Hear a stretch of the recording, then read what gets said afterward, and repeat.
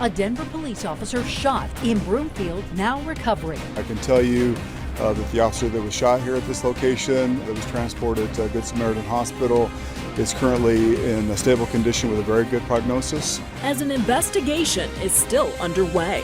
Concerned because it's supposed to be a really safe community, so it's not like something that you really see here. We hear from those living nearby on how they felt as everything unfolded.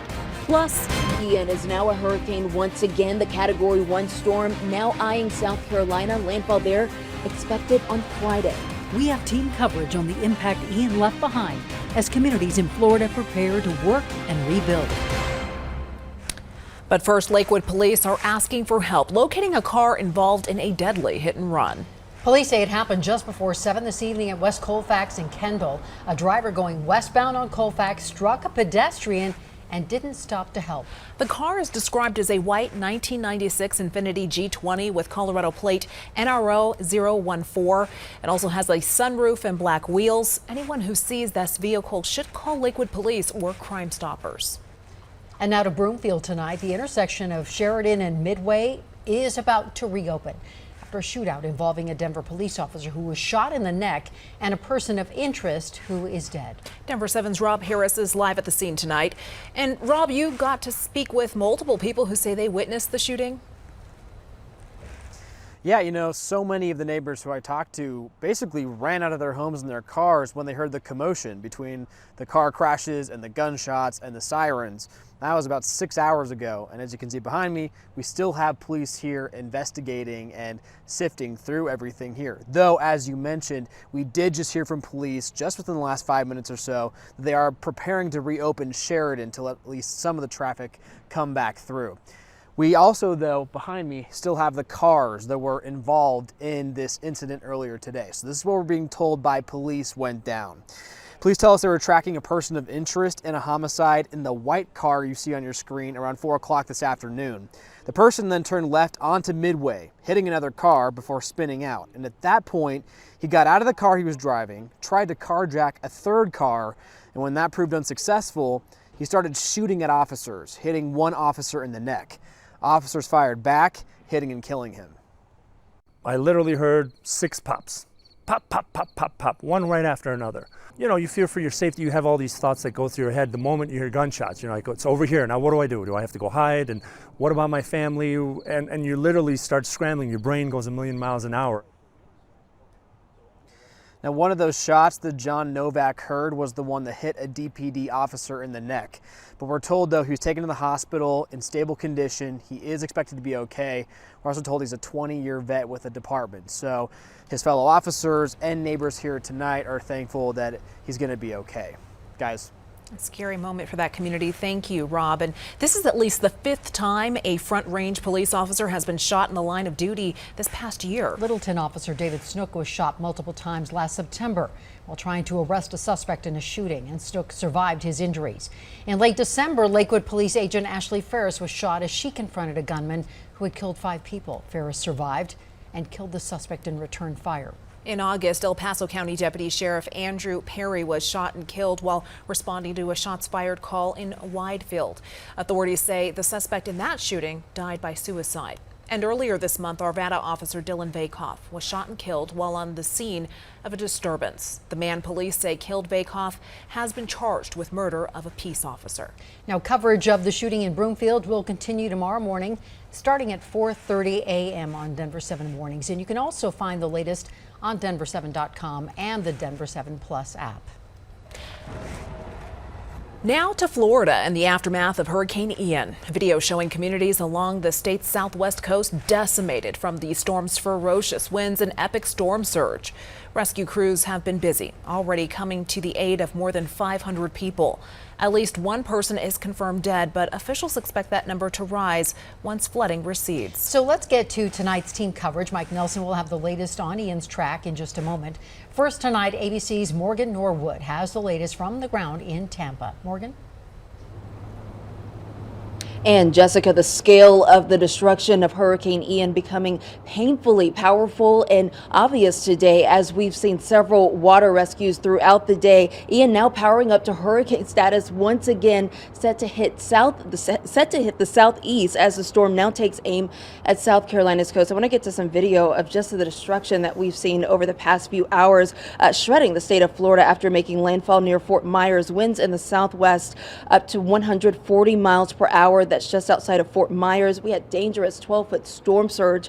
Also, parts of Sanibel Causeway floating away, mangled boats just littered along the beach. I mean, debris just scattered everywhere. Then you had the high water, stranding families who thought that they could ride this out. We've also seen water rescue after water rescue. I mean, an entire nursing home just outside of Orlando had to be evacuated and rescued. More than 250 water rescues in that city alone. Get this, guys, 700 statewide. And then there's the recovery. Millions of power outages, most of them in that Fort Myers, Southwest Florida area. Crews also bringing portable cell phone towers into that area. Cell phone service has been an issue even for our crews. We're still trying to map out our next recon. So of course we're going to keep you updated on that. But that just gives you an idea of just how much of a mess we're dealing with here in Florida, guys. It's huge. All right, Morgan, thank you for that. And Chief Meteorologist Mike Nelson's here. Mike, Ian has now left Florida, but it's now regaining strength as it heads toward South Carolina. And we just learned tonight that President Biden's declaring an emergency and ordering federal assistance to that state now.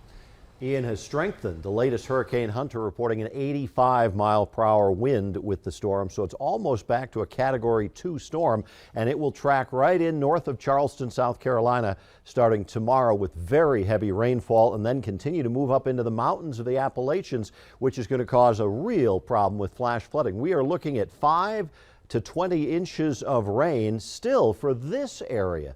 So the upshot is this hurricane's a long ways from being through, causing damage. Storm surge on the coast will be 4 to 7 feet. Very heavy rainfall. Flash flooding is likely, and Ian will only slowly weaken over the next 3 days.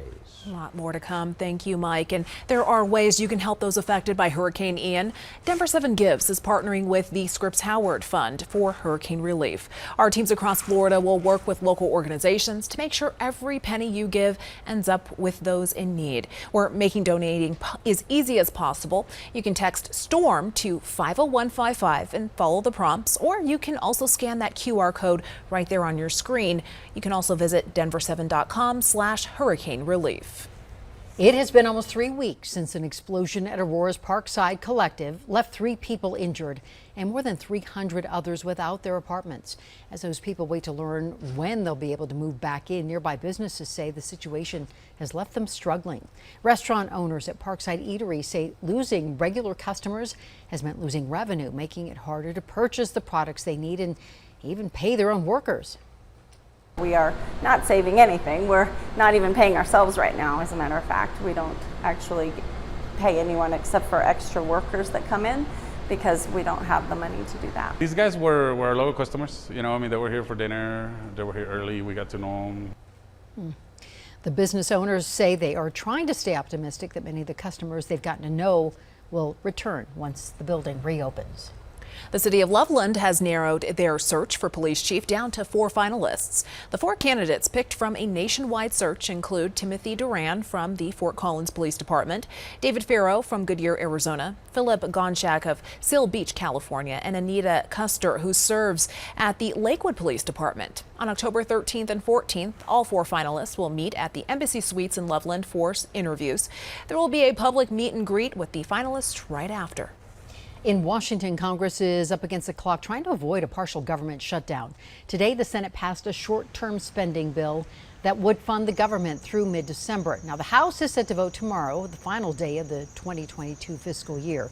They have until midnight tomorrow. The stopgap spending agreement includes billions of dollars of disaster assistance. Nearly $19 billion will go to FEMA to respond to current and future disasters, such as Hurricane Ian. Another $2.5 billion will go to communities in northern New Mexico impacted by the Hermit's Peak fire earlier this year.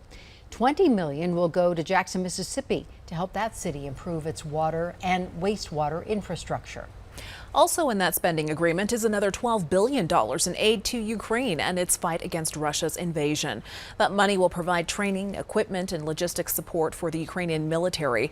This comes as just tonight, Russian President Vladimir Putin now recognizes 2 more Ukrainian territories as part of Russia. A Colorado Springs man is accused of trying to sell classified defense information to a foreign government. According to the FBI, Jared Dalkey, a former national security employee, requested $85,000 from a person he thought was working for another country. In reality, though, that person was an FBI agent working undercover. Dalkey is charged with violating the Espionage Act. The FBI has not said which country Dalkey was trying to sell that information to. A lawsuit alleging sexism, racism, and religious discrimination. There were a lot of people who were victims. The plaintiffs talking only to Denver 7. I think there's so many things sprinkled across those 4 years. About the environment they had to work in. I was so traumatized, honestly. That was the worst part. Their experience at the agricultural company Waste Farmers. Next.